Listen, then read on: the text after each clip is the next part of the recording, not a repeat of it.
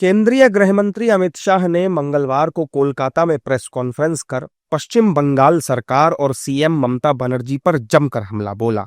उन्होंने कहा कि पश्चिम बंगाल के लोग घुसपैठ को लेकर चिंतित हैं, लेकिन ममता बनर्जी चुनावी लाभ के लिए बांग्लादेशियों की घुसपैठ को बढ़ावा दे रही हैं। सीमा पर से कोई घुस कर आता है तो कहां जाता है? सबसे पहले बंगाल के गांव में जाता है। आपका पटवारी क्या कर रहा है? आपका थाना क्या कर रहा है? क्यों इसको अरेस्ट नहीं किया जाता? क्यों उस पर केस दर्ज नहीं होता? क्यों इसको वापस भेजा नहीं जाता? जवाब है क्या आपके पास? क्या बंगाल की मुख्यमंत्री ये जवाब दे सकती है कि असम में घुसपैठ क्यों बंद हो गई? त्रिपुरा में घुसपैठ क्यों बंद हो गई? गुजरात और राजस्थान की बॉर्डर पर घुसपैठ क्यों नहीं होती है? पंजाब की बॉर्डर पर घुसपैठ क्यों नहीं होती है?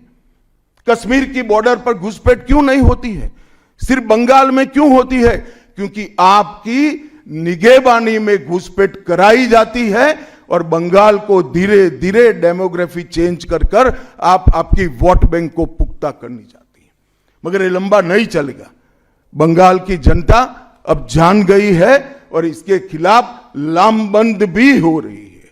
और मुझे मालूम है अगला चुनाव घुसपैठियों को निकालने के मुद्दे पर और घुसपैठ रोकने के मुद्दे पर लड़े जाने वाला है।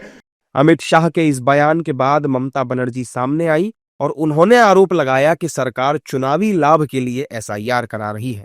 उन्होंने कहा, केंद्र सरकार दावा कर रही है कि 1.5 करोड़ नाम मतदाता सूची से हटाए जाएंगे। यह पूरी प्रक्रिया राजनीतिक फायदे के लिए जल्दबाजी में की जा रही है। अगर बंगाल में आतंक है तो फिर कश्मीर में हुई पहलगाम जैसी घटनाओं की जिम्मेदारी कौन लेगा?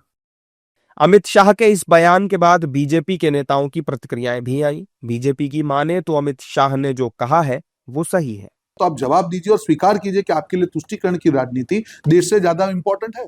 आप सीए का विरोध करते हैं, आप एसआईआर का विरोध करते हैं, आप फेंसिंग के लिए जगह नहीं देते हैं, तो आपकी मंशा तो साफ है ना कि आपको घुसपैठियों के सहारे सरकार बनानी है। पर इस बार पश्चिम बंगाल की जनता आपकी हकीकत जान चुकी है और इसीलिए घुसपैठियों के सहारे सरकार बनाने की आपकी साजिश है, उसको कभी भी सक्सेस नहीं होने देगी। जबकि अमित शाह के बयान पर विपक्ष हमलावर है।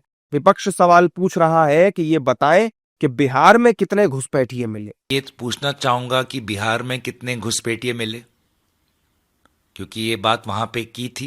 कितने मिले वो बताएं। झारखंड में कितने घुसपैठिए मिले ये भी वो बताएं। तो ये जो तर्क इन सवालों का जवाब वो क्यों नहीं दे सकते, ये मैं जानना चाहूंगा।